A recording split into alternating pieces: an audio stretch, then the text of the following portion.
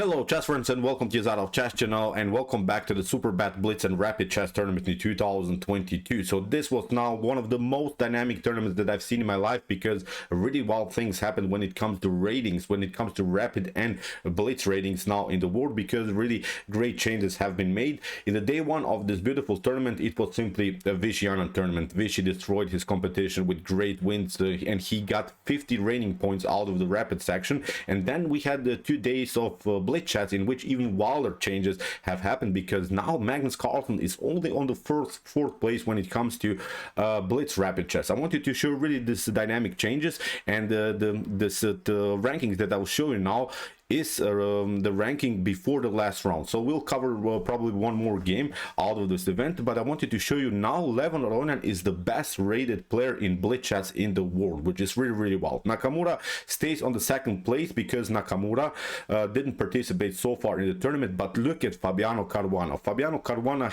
gained 102 rating points out of the Blitz section out of this tournament in Poland. Really wild things happen, and as I said, now Magnus Carlsen is only on the fourth place. I'm not sure when this happened, the last time when Magnus Carlsen didn't reach the top 3 in any rating, so it's really wild tournament. In the last round, the cool part is that actually Levon Aronian and Caruana are playing for the first place. Also, young Krzysztof Duda has great chances to win the tournament, so Duda gained also respectful 12 points in the Blitz section. So I wanted to show you also the current rapid ratings. You see now Fabiano gained 55 points in the Rapid section. Really wild stuff. But look at the Blitz again, really immortal performance by Fabiano Caruana, and I'm actually glad that Fabiano Caruana improved his rating in Blitz chess, because many times Caruana has been a little bit too much criticized, I think, by the media about his rating in the Blitz chess. You see now Caruana knows his stuff even in Blitz chess, so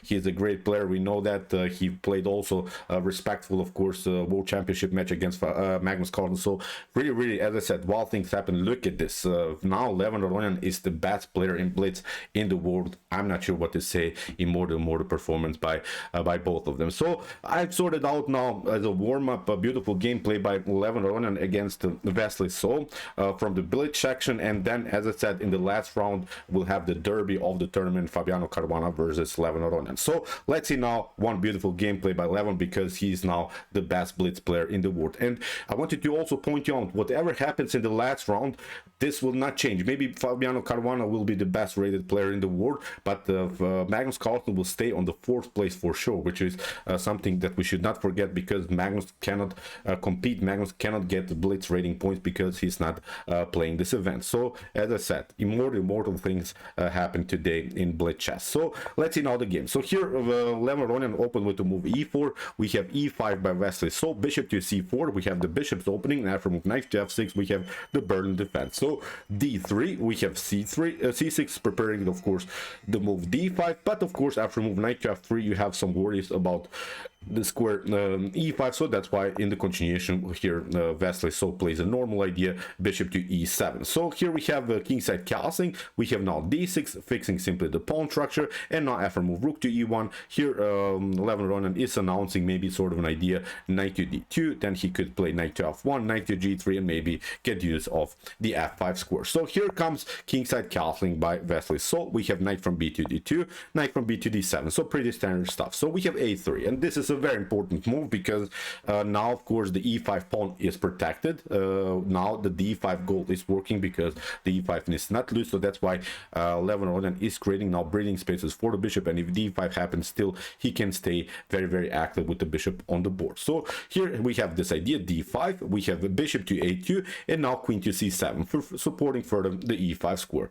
Now comes d4, and this is a brave decision by Levon Aronian, but it's the best decision. You have to play the game like this. You have a good control on the center of the board. Both of your knights are in the center of the board and are controlling this 2 square. So now d4 really makes sense, because now Wesley So didn't react correctly. He took simply d takes e4, but this is not good. What he should have done is simply keep the position compact with this idea, bishop to d6, like a hedgehog. She should have simply stuck and fixed his position with the move bishop to d6, getting a nice grip in the center of the board, because now the game would lead probably into something like this.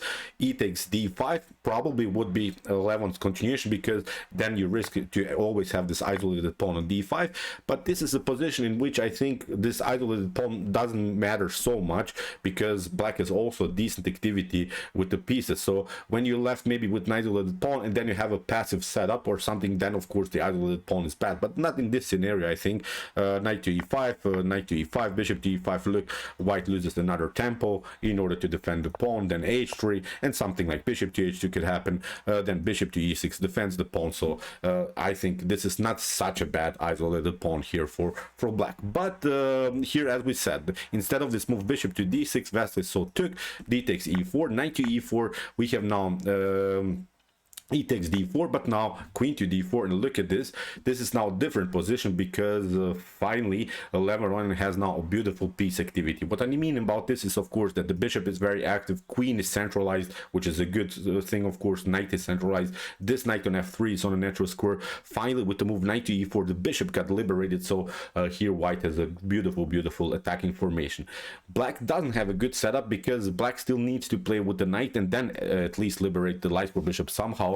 So far good setup here for white, as I said. So we have knight to e4, we have queen to e4 attacking the bishop, and now a new mistake by Vasily, so bishop to f6. And I'm not sure how many of us would play, of course, the correct move, because in the beginning of this tactical sequence that I'll show you now, it doesn't make sense, because whatever you do, bishop to f6, bishop to d6, it seems like the same idea, but actually it is not, because what you should have done is again play the move bishop to d6, and this move again at least creates some kind of an activity on this diagonal. Now white should probably go with bishop to g5, then after knight to c5, you see at least we kicked away the queen, and the queen has to move here, maybe to h4, and now with bishop to f5, maybe black can defend this position and has maybe here the opportunity to play bishop to g6, and this should be defendable. But after move bishop to f6, the problem is now you're not competing on this diagonal. Now bishop to f4 is of course the possibility. If you play now too passive with the queen, then of course the queen is on the starting square, so that's why you have to play at least some kind of an active move with the move queen to a5. But now with bishop to d6 here, Levon is saying, okay, I will attack your rook, and basically whatever you do, if you of course move the rook, then you get here queen to e8, the rook takes e8, the rook takes e8, knight to f8, the rook takes f8, it would be a checkmate. So that's why, as I said, something went wrong here already for Vasily. So bishop to b2 here, Levon took, we have a knight to f8, but now of course with this idea, Levon is also preparing here the checkmate on f7, so that's why you have to protect this piece. And now after move rook to e7, really beautiful attacking flow by Levon. And now again the f7 is weak, so that's why you have to include the bishop into the defense. But now Levon simply takes, Vasily so also takes the rook, but it's not a problem, because this is now the winning move, because there are no good checks by the queen here. If you could of course play somewhere with a check, then of course it will be checkmate, but this is now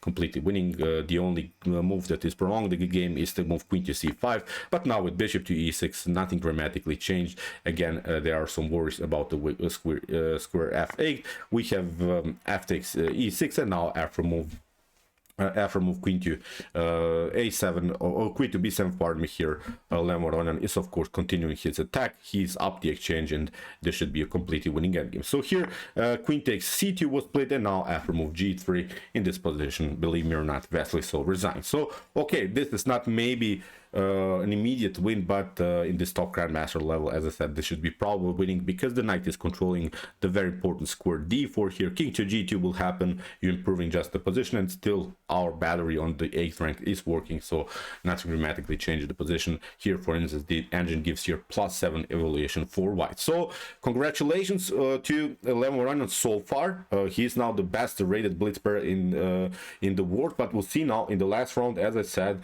Fabiano Caruana has also chances maybe to retake this very prestigious throne, sort of. So we'll see what will happen. Hikaru Nakamura is also a respected, of course, player in blitz chess. He'll probably get his rating back in the Tournamentin too. So it will be a dynamic future when it comes to blitz chess, because I think it's a really respectful title to get to be really the best, fastest player in the world. So as I said, in my opinion, so everyone wants to get this prestigious title. So really well things happened today, and I'm really looking forward to cover more of these games of this tournament. So okay, I hope that you enjoyed this big news. If you want to see more common chess games that I've covered so far in some other tournaments, here's our list of some other games that we have seen before. And if you want to see maybe the top engines battling it out in their best chess games, check out my best chess games by computer series. Here's also the link. And if you like this content, don't forget to subscribe to my channel. See you soon with some more videos, and chess is the best, of course.